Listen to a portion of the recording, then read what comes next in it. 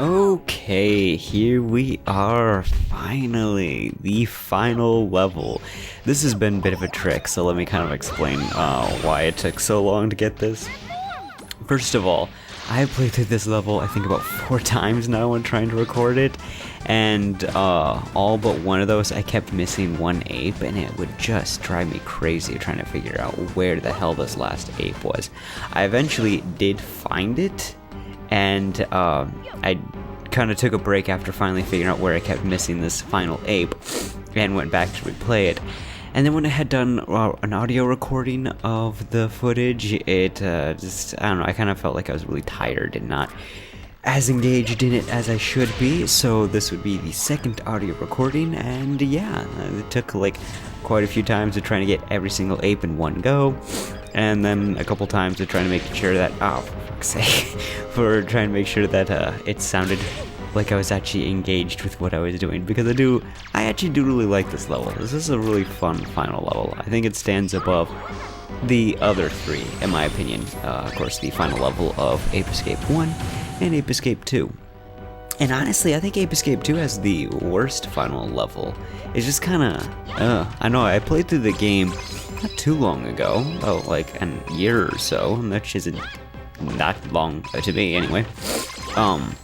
And it just, every time I go back to that level, I'm just like, yeah, it's okay. It doesn't really have a strong theme to it that I find interesting or engaging, especially compared to other levels in Ape Escape 2. But this one really goes with the whole concept of the game story really well, and it's just genuinely entertaining. We're not getting to the bulk of the level yet, and because of where the apes are placed, you don't even get really towards the actual end of the level, which is fine, because the very end of the level sucks ass. Like, seriously, it's not the worst thing ever, but it's just really tedious, I would say. There's this section where you gotta shimmy across lava on this rope, on this bar, and as you're going across the bar, there's these giant electric fists that are trying to punch you down, and the way they're positioned and how fast your character goes, you have to wait after each turn. It sucks. So here's the main aspect of the level. It's basically broken up in these small studios. You go through each of them and shut them down so that way you can continue on to the next section. And they're each of their, like I said, they're each their own little studio, so they each kind of have their own individual theme, which is one of the things I think really works well for this level. And they get pretty creative with it, and it's pretty entertaining. Oh, sorry there. I'm a bit congested. I don't know why. Maybe I'm hopefully not getting sick. I know my sister was, but I don't feel too bad, just nose issues. Now, this first one is just kind of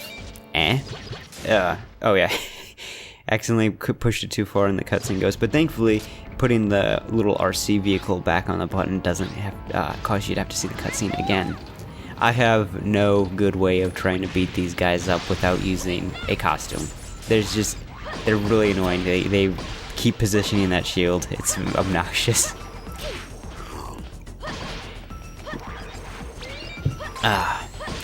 Yeah, the 2 costumes I recommend the most for dealing with these guys would be the ninja one and the martial artist one, where he gets the dragon fist or whatever. You can spin the controller around to get them in that enraged state. Yeah, I'm just not quite sure what this little kind of caged off section. Wow, some serious slowdown anyway on my end here when that happened. That's kind of a bit of an issue with the game, unfortunately, that it does have a few frame rate problems.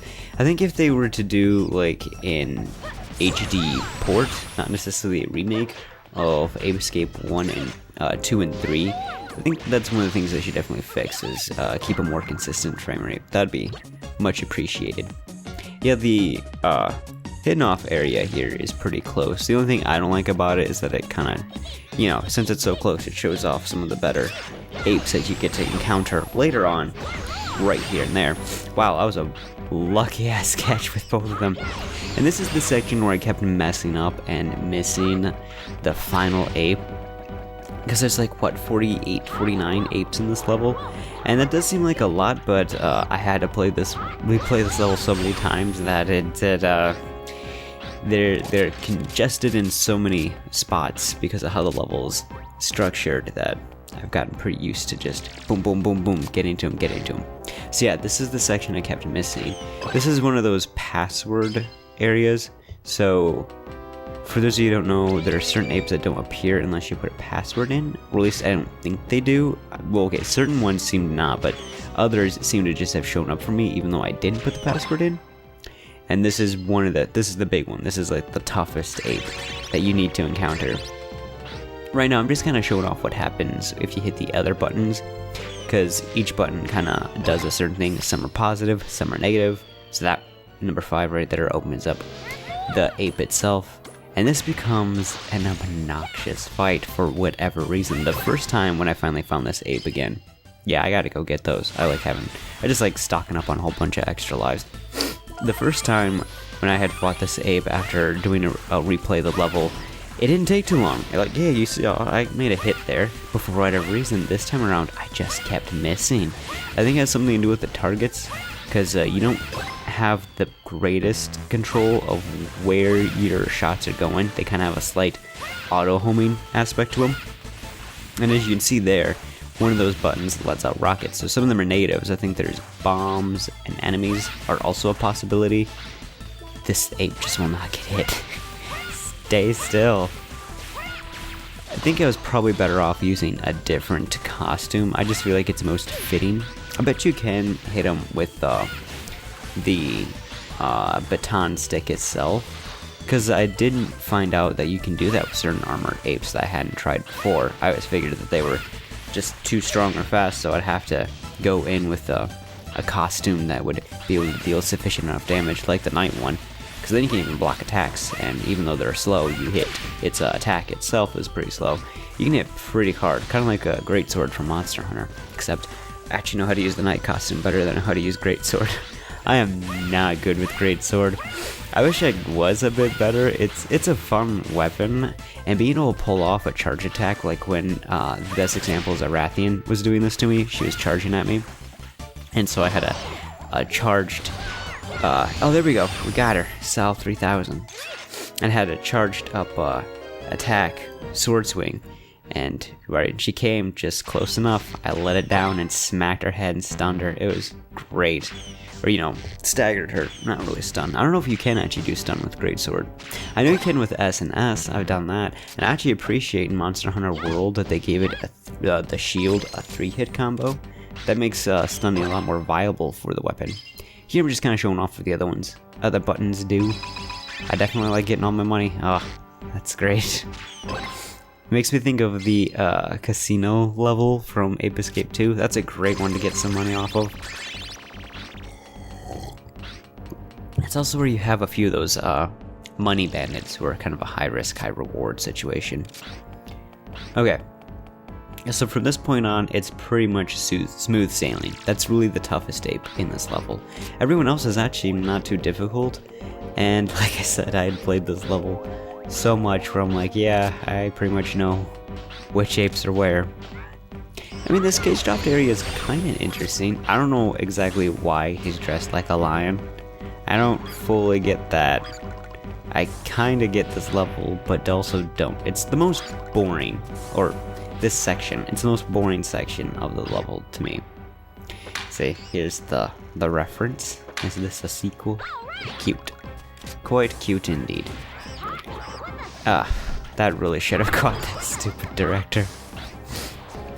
But yeah, for Monster Hunter content, I kind of want to do some more. I'm definitely going to try to keep my word and doing those top 10 levels. Oh, I died. From Ape Escapes 1, 2, and 3. And I kind of also want to do a, maybe someday down the line, I'm not 100% certain, I might want to do like my top 10 levels from the, or planets from the original Ratchet and Clank trilogy. But for certain, I do want to do a top 10 summons from Golden Sun. I recently played that game again, and it was really fun. Like, the first Golden Sun can have some moments that are a bit annoying, but it's a bit deceptive, I guess I should say, is that moments that start off seeming a bit annoying or more difficult than you think they should be aren't really that bad once you get more familiar that they aren't quite as big and long as you think they would be. I guess I just had this perception that Golden Sun was a bit more difficult because when I was a kid I wasn't paying enough attention to the things the game was telling me, like about its mechanics and stuff like that. So I always found like the first dungeon kind of intimidating, and I hated that desert with the stupid tornado lizards. But now it's not so much of a problem, especially since I went to Crossbone and got some really good equipment from there. I need to go back there because I didn't have the carry synergy with me, so I wasn't able to get far enough to get to the Masamune. Or is it the Muramasa? Oh, I think it's the Muramasa is what that artifact blade is.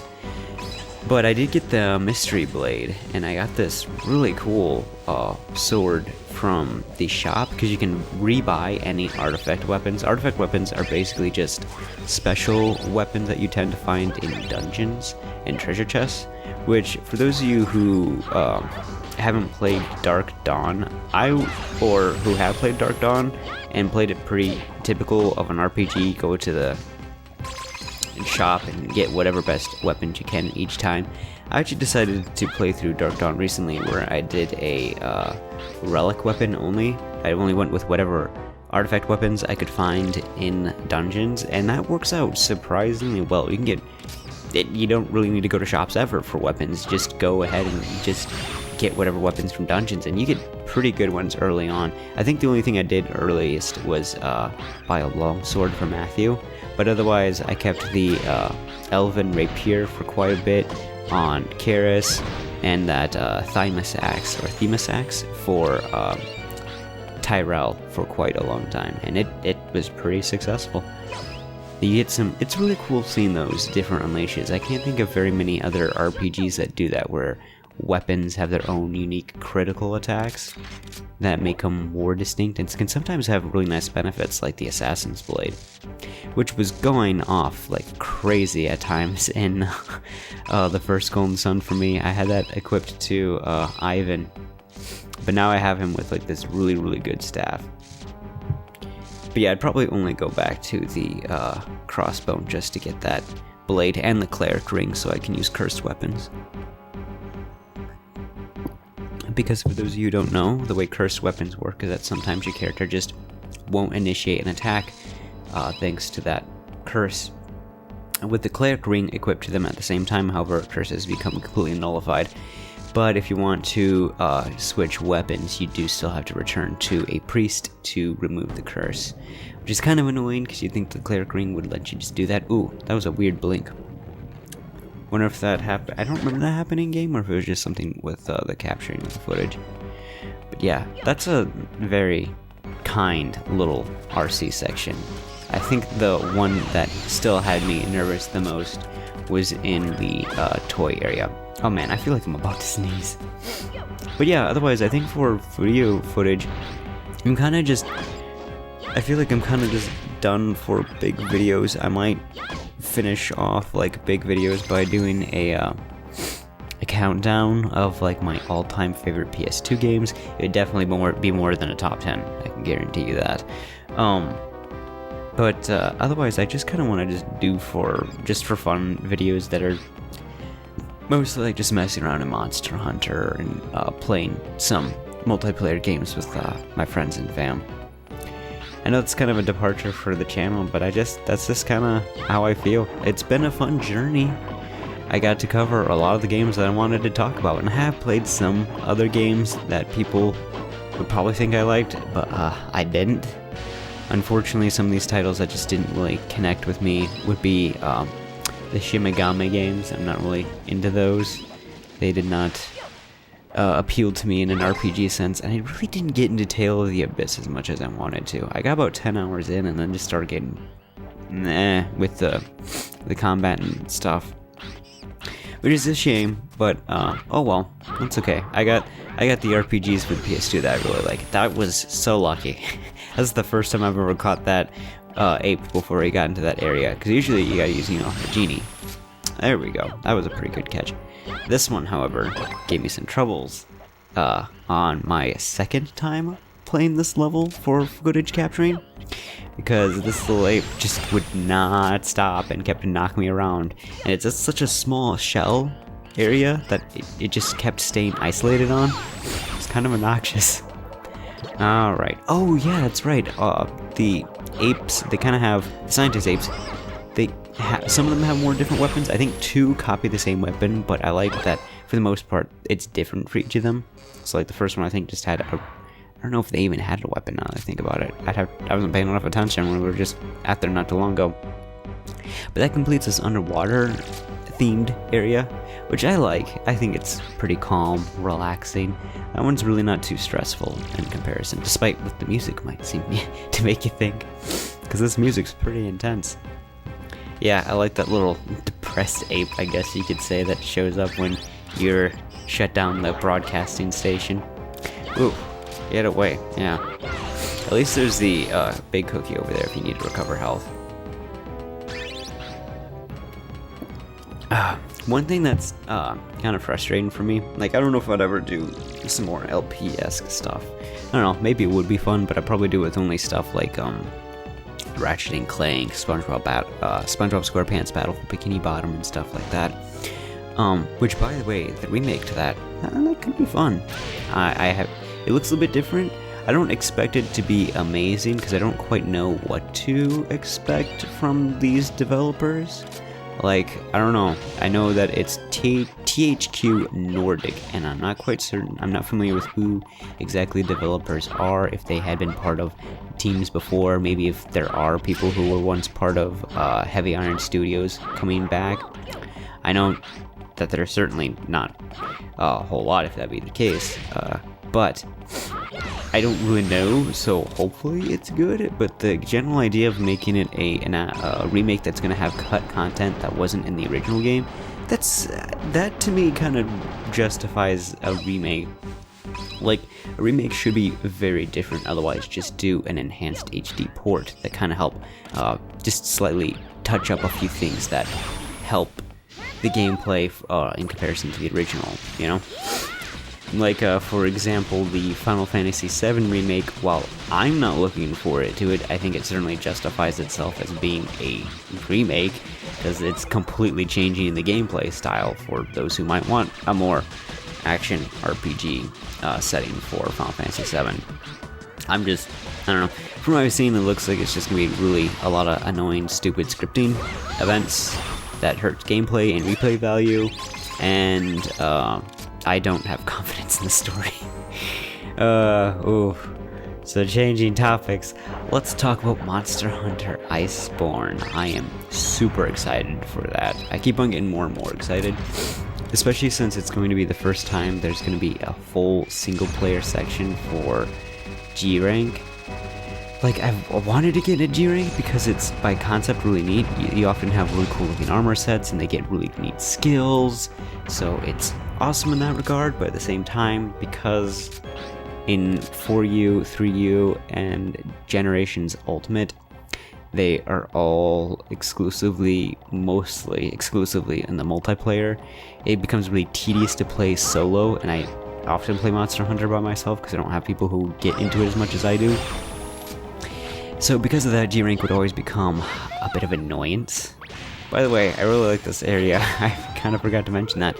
How it's this giant, like, Godzilla monster area. That's neat, with the falling buildings, and you have the two giant apes dressed up in their respective costumes, taking each other on. It's cute.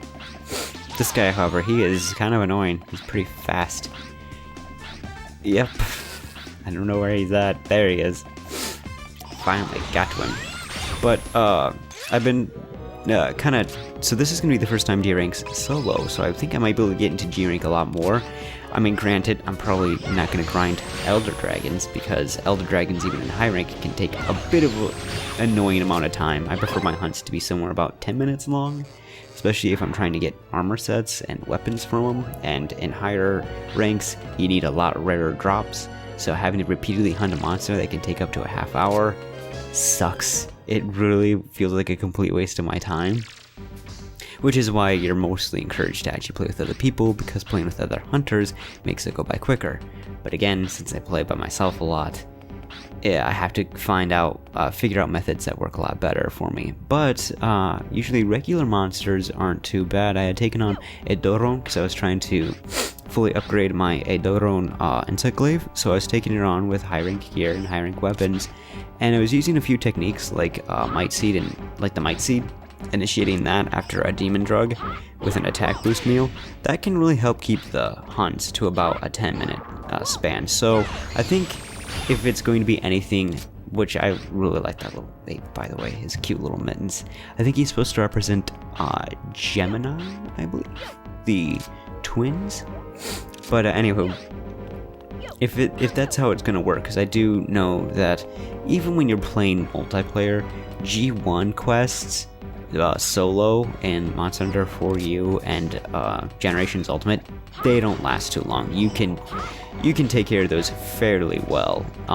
So it's just once you start hitting like G2 and G3 where the hunts start getting a little bit more obnoxiously long for my taste solo. But with it all being single player, I think that won't be as much of a problem, so I will be able to do some armor set grinding for the cool new armor sets. I certainly hope they're neat. I'm a little confused though, because we've seen, by the way, this is the last of the sections for how this level breaks itself down. So we had the first one that was like a bit of a Planet of the Apes, then we had the underwater one, then we had the monster one, now this is a space one. And this is the last one before it gets to the end stretch of the level. But we know Tigrex and Nargacuga are coming back, and obviously Barioth. Oof, I screwed that up. But from footage that I've seen, taking a look at the armor, a lot of the armor sets that I've noticed for previous monsters, specifically Tigrex, looks like they're high rank or low rank armor sets, which often, not always, but often don't change between monsters. A monster that does have a separate high and low rank armor set would be monsters like Gormagala and Zinogre, but Tigrex, to my knowledge, released in the games that I played, doesn't ever seem to have one. So I see that armor set, and it makes me wonder, I was really expecting that to open sooner. It makes me think that then Tigrex might be in high rank, because I would presume that if they're going to have master rank, which is basically G rank, that they would want to also have the G rank armor sets. That's kind of what people would expect, especially with monsters like Rathalos. But I haven't seen them yet, so I don't really know what to expect, which has me confused then. So like, is Iceborne gonna have a bit of high rank material in it as well? Like, will some of the new monsters be also available in high rank, such as that Durambros looking, or Durambros-esque snow beast and the new shark monster thing? Like, it's just another Lavasioth kind of clone. I think they really don't do enough distinctive things for those monsters to me. That went over really smoothly. On this small section, it's been a complete pain in my butt in previous playthroughs. I am happy that went over really nice. But yeah, I don't know, I'm just not really huge on how uninspired the Plesioth monsters really feel to me. Well, not Plesioth, Lavasioth. Plesioth's very different. It's a monster I don't really hate all too much. I think it looks cool, but I definitely understand why people don't like it. But yeah, I mean, at least this one has a cooler fin formation to it, and it looks a little bit more interesting. But I don't like Geratodus because it's just Lavasioth, but with a worse look and less interesting hunt. It's really lackluster of a monster. I get that they clone the body type, but they clone like more than just the body type, like the facial structure and fins and everything. Well, at least other monsters, like a lot of wyverns, flying wyverns, share the same body type, but they at least look a lot more distinct from each other and play a lot more distinctly from each other. Hey, look at that. Oh yes, these guys are pretty easy to catch. There's nothing as annoying as the bridge in the previous level. This one is way nicer in that regard. I actually do have to say, I definitely prefer this level over that one. There's a nice little 2001 Space Odyssey reference with the obelisk. It's cute. However, the best reference is yet to come. and I'm sure you've already kind of got an idea. See, this is me trying to see if I can kill it, and it's just, no, it's such an annoyance. I was like, alright, forget this. This is dumb. It's not going anywhere. This is a neat section. I love the look of those ships up there. They're so awesome.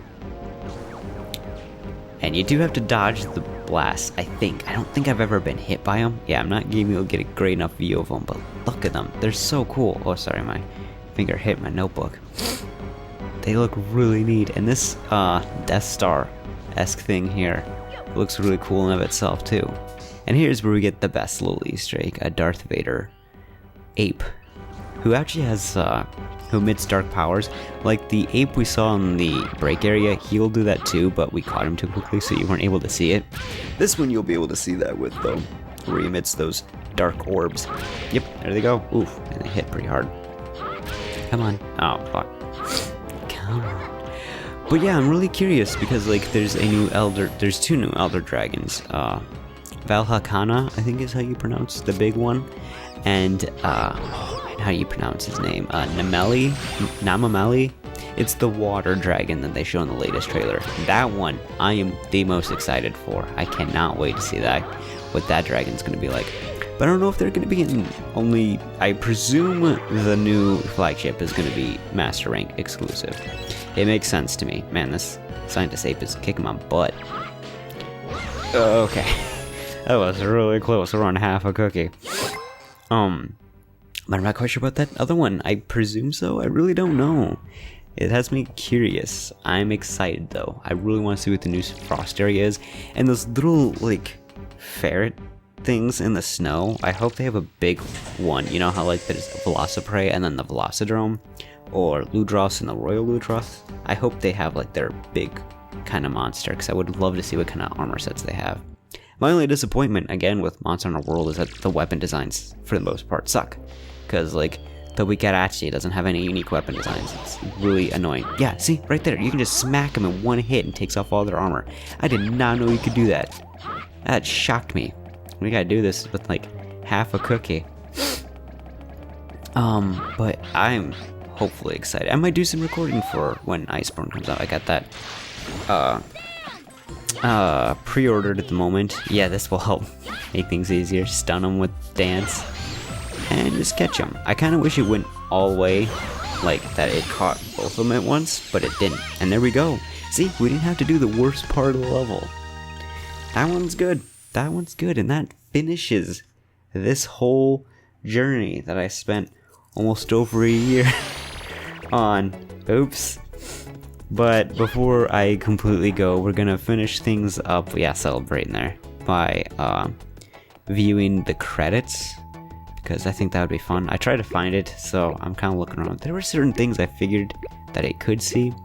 I really like those cards, by the way. I like it when games have a bestiary, for you to take a look at all the enemies and what they're about.